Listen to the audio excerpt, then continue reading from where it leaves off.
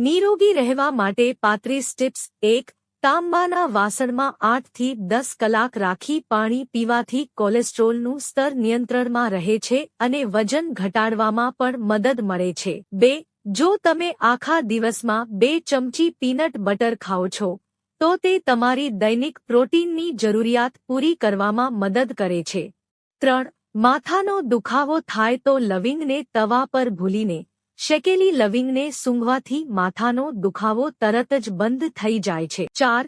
દરરોજ કાચું દૂધ ચહેરા પર લગાવવાથી રંગ નિખારવામાં મદદ મળે છે. 5. પાતળા લોકો જો ખજૂર સાથે શેકેલા ચણાનું સેવન કરે તો તેમનું વજન ખૂબ જ ઝડપથી વધવા લાગે છે અને નબળાઈ પણ દૂર થાય છે. 6. સવારે ખાલી પેટ વરિયાળીનું પાણી પીવાથી વજન ઘટે છે. તેની અસર 10 થી 15 દિવસમાં દેખાય છે. 7. વધુ પડતી ચા પીવાની આદતથી હાડકાં નબળા પડે છે. આથી ચાનું સેવન ઓછું કરો. તેના બદલે તમે ગ્રીન ટી પી શકો છો. ગ્રીન ટી સ્વાસ્થ્ય માટે ખૂબ જ ફાયદાકારક છે. 8. ચહેરા પરથી ડાઘધબ્બા દૂર કરવા માટે દહીંમાં ટામેટાનો રસ મિક્સ કરીને ચહેરા પર 10 મિનિટ સુધી લગાવો અને પછી ઠંડા પાણીથી ચહેરો ધોઈ લો. થોડા દિવસોમાં તમને તેની અસર દેખાવા લાગશે. 9.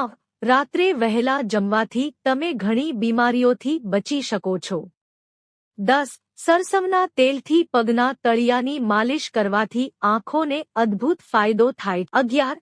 સ્ટ્રોબેરીની પેસ્ટમાં ચણાનો લોટ ભેળવીને ઘટ ફેસ પેક બનાવો. આ ફેસ પેકને ચહેરા પર લગાવો અને જ્યારે તે સુકાઈ જાય ત્યારે તેને ઠંડા પાણીથી ધોઈ લો. આ ફેસ પેક ખીલના ડાઘ દૂર કરે છે અને બ્લેકહેડ્સથી પણ છુટકારો મેળવે છે. 12. ખીલના ડાઘ અને બ્લેકહેડ્સથી છુટકારો મેળવવા માટે 1 ચમચી મુલતાની માટી, અડધી ચમચી સંતરાની છાલનો પાવડર, 1 ચપટી સફેદ ચંદન અને 1 ચમચી પાણી મિક્સ કરીને પેસ્ટ બનાવો. આ પેસ્ટને ચહેરા પર લગાવો અને અડધો પછી ચહેરો ધોઈ લો. નિયમિતપણે આમ કરવાથી ખીલના ડાઘ અને બ્લેક હેડ્સથી છુટકારો મળે છે અને ત્વચા સુંદર બને છે. 13. હુંદરથી છુટકારો મેળવવા માટે લીલા ધાણાને પીસીને પેસ્ટ બનાવો. આ પેસ્ટને છછુંદર પર દરરોજ લગાવો. આનાથી હુંદરથી છુટકારો મળશે. 14. જો તમારી આંખોની આસપાસ ડાર્ક સર્કલ હોય તો ડાર્ક સર્કલ દૂર કરવા માટે કાકડીને છીણીને તેનો રસ કાઢી તેમાં સમાન માત્રામાં ગુલાબજળ નાખીને આ મિશ્રણને રૂમાં બોળીને આંખો પર રાખો અને આરામ કરો. દરરોજ આમ કરવાથી ડાર્ક સર્કલ દૂર થઈ જાય છે. 15. ડાર્ક સર્કલ અથવા ડાર્ક સર્કલની આસપાસના ડાઘથી છુટકારો મેળવવા માટે લીંબુનો રસ લગાવો. લીંબુનો રસ ડાર્ક સર્કલ અને ડાઘધબ્બા દૂર કરવામાં ખૂબ મદદરૂપ છે. 16. સવારના ભોજન સાથે દેશી ગાયના દૂધમાંથી બનાવેલું તાજું દહીં તમારા પેટને સ્વસ્થ રાખશે.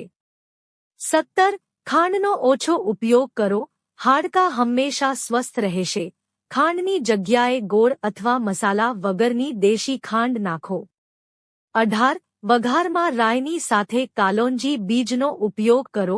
તેના ફાયદા અસંખ્ય છે. 19. ચાને બદલે આયુર્વેદિક પીણા પીવાની આદત પાડો.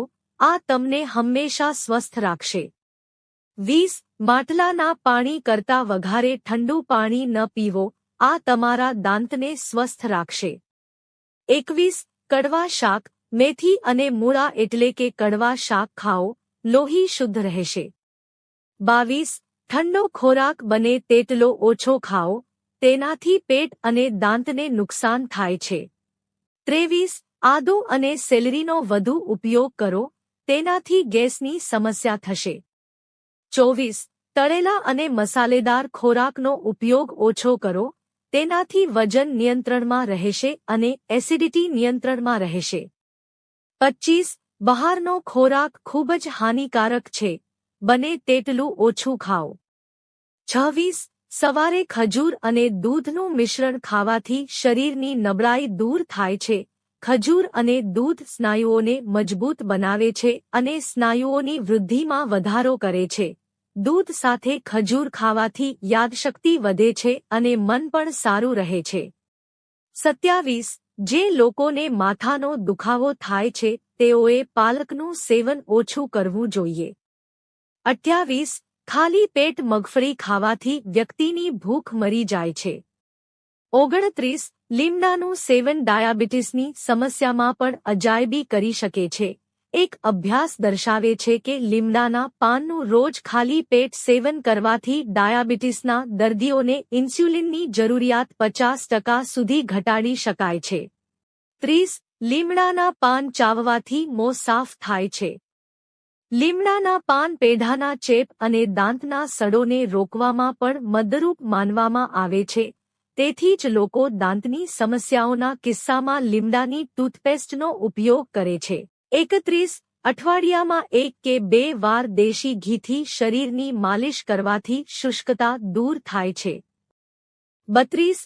દરરોજ નાસ્તામાં દલિયાનું સેવન કરવાથી કબજિયાત દૂર થાય છે અને પેટ સાફ થાય છે, જેના કારણે પાચનતંત્ર કાર્યક્ષમ રીતે કાર્ય કરી શકે છે. 33. જો તમારું મોઢું સૂજી ગયું હોય તો કાકડીનો રસ મોં પર લગાવો, જલ્દી આરામ મળશે.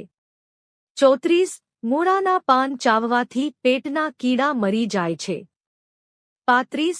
જમતા પહેલા થોડી વાર પાણી પીઓ અને જમતી વખતે પાણી ન પીવો, આનાથી શરીરમાં શક્તિ આવશે. મિત્રો, જો તમને વિડિયો પસંદ આવ્યો હોય તો વિડિયોને લાઇક કરો અને ચેનલને સબસ્ક્રાઇબ કરો. વિડિયો જોવા બદલ આપ સૌનો આભાર.